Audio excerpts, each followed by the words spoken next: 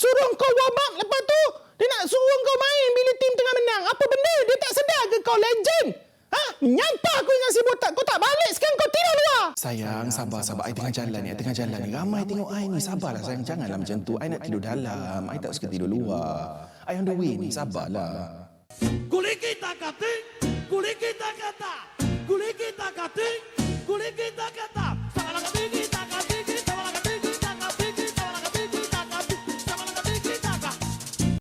Hello, what's up guys? Apa khabar semua? Woi, ceria semacam aku sejak Newcastle United masuk top 4 ni kan. Nak kata hadiah Deepavali, aku tak sambut Deepavali, aku sambut Christmas. Tapi aku nak memberi pesanan kepada semua yang menyambut Deepavali di luar sana. Selamat menyambut Deepavali, Festival of Lights dan banyak gila lah weh drama minggu ni kan. So aku tak nak buang masa, jom kita go start dulu. Okey, Man United lawan Chelsea. Game yang paling menarik perhatian kalau kau tengok jadual Premier League untuk game ke-13 ni kan. Aku suka dan respect sangat pada Erik ten Hag sebab ketegasan dia dalam pemilihan pemain. Macam mana dia handle Ronaldo punya isu ni.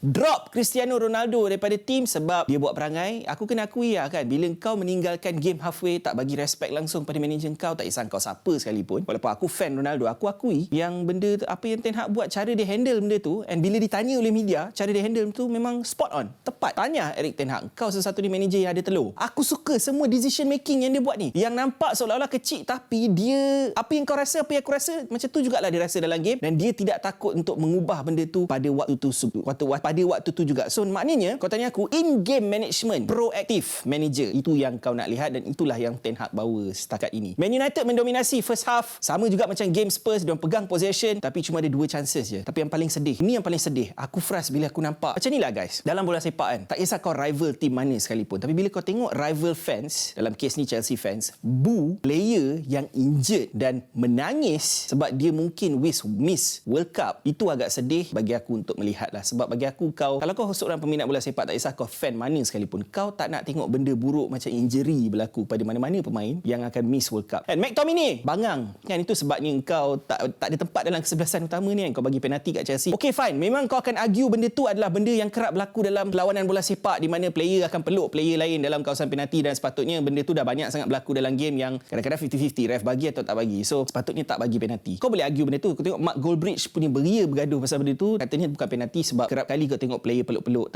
Tapi guys, kita dah nampak benda tu setengah ref akan bagi. So bila kau dah tahu benda tu, kenapa kau gatal sangat kau nak pergi letak tangan di tangan kau atas player Chelsea? Kau nak kata tak layak diberikan, ada yang kata layak. So bagi aku penalti sebenarnya, aku rasa Bruno punya psycho dengan De Gea tu tak berfungsi pun. Kadang-kadang aku rasa Bruno ni guys, aku tak tahulah, bukan aku ada agenda terhadap Bruno ni, tapi bagi aku faham kau nak jadi leader, aku faham kau nak jadi orang pertama yang protes kat ref setiap kali ada benda yang kau tak setuju, aku faham. Kadang-kadang kau punya pengaruh teammate tu, aku rasa kadang-kadang daripada positif boleh jadi negatif, sebab mungkin De Gea ada perancangan dia sendiri, dia nak macam ni, dia nak save bola, tapi bila kau pergi berbisik kat dia, kau dah mengubah fikiran dia apa semua, dia pun dah duk fikir apa yang kau cakap, lepas tu tambah lagi dengan apa yang dia fikir, mana tak pening bro. Nak bagilah De Gea tu, dia world class goalkeeper, dia dah berapa tahun jadi, dia dah lagi lama main bola daripada kau Bruno, whatever lah kan. Tapi aku just nak highlight dan kredit dekat sini Casemiro kan, bila dia dah jadi starter dalam squad Man United ni, bukan saja gol yang dia score babe, tapi overall performance dia dalam game ni kan, dia tahu bila nak bagi foul is foul yes, tapi dia tahu bila nak bagi foul, dia tahu macam mana dia nak slowkan tempo permainan, macam mana dia nak menang perebutan bola kedua dekat bahagian tengah, macam mana dia nak menang aerial duels dan sebagainya. Untuk memastikan, kau notice tak, sejak Casemiro masuk dalam kesebelasan Man United ni, perlahan-lahan kau dah mula nampak corak permainan Erik ten Hag yang mungkin belum 100% Erik ten Hag yang kita kenali bersama Ajax lah, tapi slow kau dah bukan tim counter attacking dah. Man United dah jadi tim yang mendominasi pasukan-pasukan lain, bermula dengan Spurs, sedikit sebanyak bertemu dengan Newcastle, dan sekarang lawan Chelsea. Dan kalaulah ada threat terhadap tim Potter yang masih tanpa kalah lagi bawah Potter ni, inilah threat Potter sebenarnya, sebab ada chances Man United untuk skor, banyak sisihkan peluang. Tak silap aku ada satu peluang Rashford, Anthony punya peluang tu sayang tak skor, dan of course Kepa memang being Kepa lah kan, itu pun hampir-hampir dia save gol Casemiro tu kan. Tapi setelah beberapa game mandi Potter, Kepa first time akhirnya bolos juga, walaupun hampir-hampir dia tak bolos, tapi dah betul-betul satu bola penuh tu lepas line so aku tak boleh cakap apa lah. Tahniahlah kita ucap kepada Man United, kau kena sentuh lah tim gua sendiri Newcastle United dulu. Callum Wilson, Miggy Almiron 5 gol 5 game, Miggy Magic guys, Miggy Almiron Magic. Dan kat sini aku nak highlight bukan sekadar Spurs kalah back to back, tetapi cara Newcastle United bermain. Dan aku rasa dah masanya lah, kalau korang kata aku bias lah, Castle ni masih ayam lah, whatever lah kau nak cakap kan, kau tengok balik game tu kan, macam aku cakap, Result lawan Man United bukan fluke. Result lawan Liverpool hampir seri tu bukan fluke. Result seri dengan Man City bukan fluke. Mengalahkan Spurs kat Tottenham Hotspur Stadium adalah satu statement yang besar oleh Eddie Howe dan anak buahnya. Bayangkan, ini adalah tim Newcastle yang masih kehilangan Alan Saint-Maximin dan Alexander Isak. Signing 60 juta yang terbeli lepas World Cup baru datang balik kan. Shelvey baru datang balik daripada injury. Antara player utama last season masa Newcastle daripada Januari sampai Jun top 4 tu, yang tengok table balik tu, Shelvey main sebagai nombor 6 dan Bruno bermain sebagai nombor 8 tu sebab Bruno banyak skor. Bagi aku, kau nak cakap belanja 200 juta daripada Januari sampai sekarang, whatever lah. Tapi at the end of the day, tak semua yang dibelanjakan itu digunakan oleh Eddie Howe setiap minggu. Ini adalah perubahan ketara taktikal Eddie Howe yang menjadikan Newcastle United antara pasukan pressing paling function dalam Premier League. Kalau kau tengok mana-mana stats, yang paling latest Athletic keluarkan, Newcastle adalah pressing team di kawasan final third, pasukan lawan yang banyak memenangi bola semula. Tak kisah perebutan bola pertama ke bola kedua ke. Dan kau nampak benda tu function gila dengan Spurs. Berapa banyak kali Eric Dyer kelang kabut? Berapa banyak kali Hugo Lloris kelang kabut? Sampai Eric Dyer hampir tertolak masuk gawang sendiri dia kan. Banyak situasi yang memaksa Spurs paksa absorb pressure, tapi yes, Spurs ada chances, aku tak nafikan. Awal-awal terutamanya Son ada 3 shot, 1 on target, 2 lagi off target. Tapi dalam game tu aku tak rasa benar-benar Spurs dapat menggugat gawang Newcastle. Bukan nak kata defend power gila, tetapi aku rasa benda tu semua dihentikan dekat kawasan Spurs sendiri dengan pressing yang dilakukan non-stop. Fitness pemain-pemain Newcastle tu yang Eddie Howe dah bentuk, dah ubah. Improvement Miggy Almiron bawa Eddie Howe. Versatility Joelinton yang boleh bermain sebagai nombor 8, boleh bermain sebagai nombor 10, boleh bermain sebagai seorang kiri, boleh main sebagai nombor 9, boleh main sebagai gila. Itu semua perubahan yang Eddie Howe buat, tapi bila kau tanya dia akan cakap tak, bukan aku. Kredit pada player kan. Dan dia sentiasa berpijak di bumi yang nyata. Dan aku sebagai fan Newcastle masih berpijak di bumi yang nyata. Yes, walaupun top 4, tapi aku berpijak di bumi yang nyata kerana aku masih realistik. Target sebenarnya adalah top 10 je. Kalau dapat Europe, tak kisah Conference League ke Europa League, aku ambil. Tapi aku tak nak terlalu terikut-ikut dengan kedudukan top 4 ni lah kan. Walaupun aku meraihkan berada dalam top 4, tapi aku sedar musim masih lagi panjang, babe. Baru 1/3 musim selesai. Satu lagi, gol Callum Wilson, patut ke tidak? Bagi aku simple. Kalau kau tengok rules bola sepak, kalau goalkeeper, kau akan ada advantage kalau kau dalam box kau sendiri. Bila kau dah keluar box kau sendiri, attacker kejar bola 50-50, memang dia langgar kau langgar dia. Tapi aku nampak macam Lloris yang lebih melanggar Callum Wilson daripada Wilson melanggar Lloris. Tak tahulah macam mana kau tengok game tu kan. Tapi dia dah keluar daripada kawasan penalti, so advantage biasanya akan diberikan kepada attacker. Aku dah mula setuju dengan luahan fans dan juga pandit yang kata Spurs ni menjadi tim yang paling bosan untuk tengok. Dia ibarat kau rembat bola tinggi, chances Spurs kebanyakannya bola yang daripada bawah deliver untuk Son atau Kane pecah offside trap dan berharaplah untuk skor. Ibarat kau long ball, insyaAllah macam tu. Okay, next, Nottingham Forest lawan Liverpool. Satu lagi tim dengan logo ayam yang dijinakkan. 2 ayam telah dijinakkan, tapi kali ini you will never walk alone in the forest. Okay, kau takkan berjalan seorang-seorang dalam hutan. Aku serius tak boleh brain. Sebabnya secara jujurnya aku pun melakukan kesilapan dalam fantasy. Sebab aku buat satu kesilapan sangat bodoh. Aku keluarkan Callum Wilson sebab aku terlalu yakin salah satu front 3 atau front 4 Liverpool akan skor dalam game ni. Aku ganti dengan Firmino. Last Callum Wilson skor, Firmino tak skor, Liverpool tak skor, hampir. Bila defender kau, iaitu Van Dijk, Trent yang masuk second half, dapat peluang terbaik untuk skor, itu mengatakan sesuatu tentang tim kau. Liverpool tak cukup create chances. Diorang salah. Orang kata kalau main right winger, nampak isolated, nampak seolah-olah tak ada dalam game. Tapi dalam game ni pun benda yang sama berlaku. Walaupun Salah main central. Dia main central dengan Firmino. Kan? Tapi still kau nampak Salah seolah-olah tak ada. Aku sebab satu percubaan daripada luar kotak penalti ada pada Salah. Selain daripada tu, je track Salah dalam game ni. Forest main compact. Tipik kau akan expect benda ni. Sebab benda yang sama dia orang buat lawan Brighton last game. Brighton banyak chances nak skor, cuma tak bernasib baik tak skor. Situasi yang sama. Diorang menidakkan Liverpool dengan bermain secara compact. Diorang main dalam situasi serangan balas. Dan kau nampak satu momen yang diorang dapat tu, ada beberapa momen sana untuk Forest skor. Walaupun diorang tak pegang possession apa semua. Tapi finally Taiwo Awoniyi, satu rembatan yang kena tiang masuk. That's the goal. Tapi lepas tu, bila kau tengok perubahan demi perubahan yang Liverpool buat, yes, aku faham. Fans Liverpool yang aku tak boleh nak brain. Kebanyakan fan Liverpool ni dah mula, bukan semua.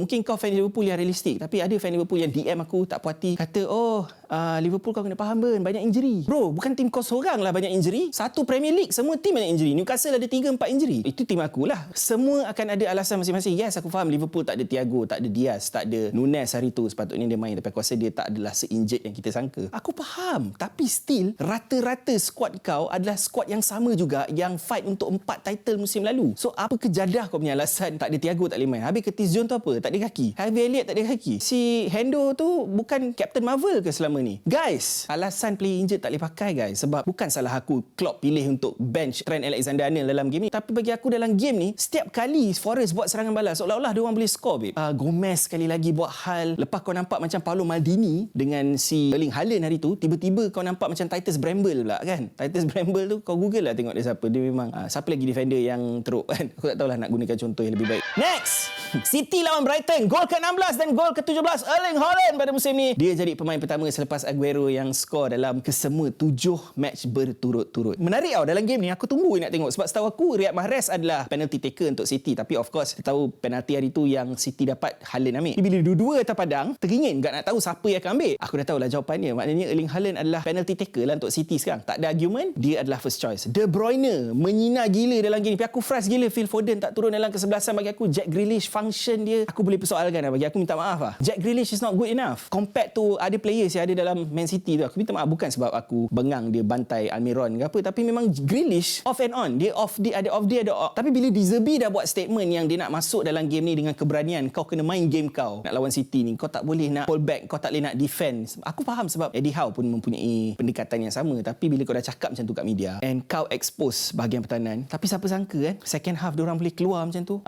Leandro Trossard seorang lagi pemain seolah-olah dia memang suka main lawan tim top 6 je ataupun top 4 je. Skor lawan Liverpool, hat-trick lawan Liverpool, skor lagi sekali dekat Etihad. So it was about the Haaland and the Kevin De Bruyne punya show lah dalam game ni. So tahniah City 3 mata lagi. Arsenal pula drop point kali ni. First half Arsenal saya silap boleh skor 3-4 gol babe. Saka ada chance, tak silap aku Jesus ada chance. Awal second half Jesus ada banyak chance dalam game ni tapi miss. Ben White memang super dalam peranan dia. Dia semakin berani. Kalau kau notice Ben White ni kalau dia dulu dia main centre back, dia suka buat driving runs forward kan. Sekarang kau dah mula nampak dekat bahagian right back tu dia dah makin selesa. Walaupun mula-mula dia setakat ikut peranan apa Arteta suruh dia buat. Tapi sekarang bila kau dah yakin dah kerap sangat main sebagai seorang right back, totally switch position dengan Tomiyasu. Tomiyasu main left back, dia main right back, dan kau nampak perubahan yang Ben White dah makin berani run forward, dah berani buat delivery, dah main overlap dengan Saka kan.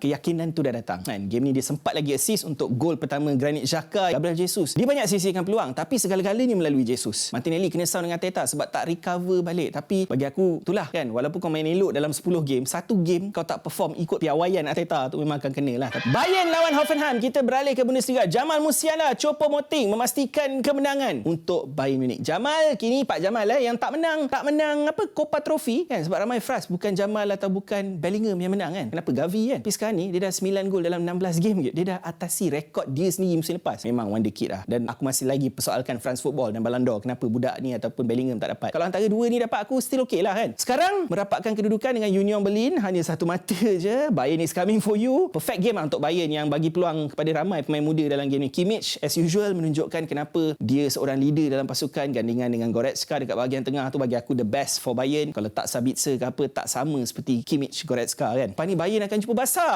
untuk memastikan Barca main dekat Eropah, sebab hampir pasti dah Barca akan main dekat Eropah. So game ni adalah kira penentu je lah. Next, Dortmund lawan Stuttgart. Selepas minggu lepas dimalukan Union Berlin, Dortmund kini menang besar ke atas Stuttgart. Kemenangan pertama setelah seri ataupun kalah 4 game di Liga setakat ni kan. Pemain muda Dortmund bagi aku sangat-sangat menyelah. Jude Bellingham 19 tahun, Gio Reyna 19 tahun, seorang lagi Yusafa Moukoko 17, skor gol keempat dan gol kelima. Dortmund merapatkan kedudukan di kelompok atas Liga sekarang ni dengan 19 poin, manakala Stuttgart berada sekarang ni di tempat yang ke-16. KL City guys akhirnya berjaya menamatkan perjuangan di kempen Piala AFC. Tak boleh buat apalah, Alsep tu power gila babe. Muncul naik Johan, tak boleh nak menyamai pencapaian JDT lepas ditewaskan oleh Alsib 3-0 di Bukit Jalil. Not bad lah bagi aku untuk klub yang kali pertama bermain di peringkat ini, dan dengan segala kekurangan yang dia ada dari segi kewangan lah, dari segi players dia bukanlah level-level players JDT kan, tapi still untuk capai begitu jauh, kekuatan battle dengan game plan, dengan tactical Boyan, aku kena bagi kredit lah guys. Antara pemain yang menyelah sepanjang kempen, akram mainan Gianluigi Gagliofocco kalau betul lah sebetulnya aku, Gigi lah kita panggil dia kan, Paulo Josue, Declan Lambert kan, antaranya lebih kurang 27,000 fans datang ke Stadium Bukit Jalil. Respect kan. Sebab kalau buat dekat Stadium Ceras memang tak muat lah. Apa pun tahniah KL City kerana berjaya sampai ke final peringkat Asia. Itu sudah menjadi satu kebanggaan. Okeylah guys, sampai di sini je untuk Ghost Time minggu ni. Minggu lepas panas, studio BDB minggu ni pun akan lagi panas. Kita ada saudara Rizal Hashim yang akan jadi tetamu kita. So jangan lupa tengok BDB bersama Rizal Hashim, Burn, Eli, dan juga follow semua platform media sosial kami. Okey, jangan lupa minggu depan Kuli Kita Kata. Kuli Kita Kata. Kuliki takating, kuliki takata, kuliki takating.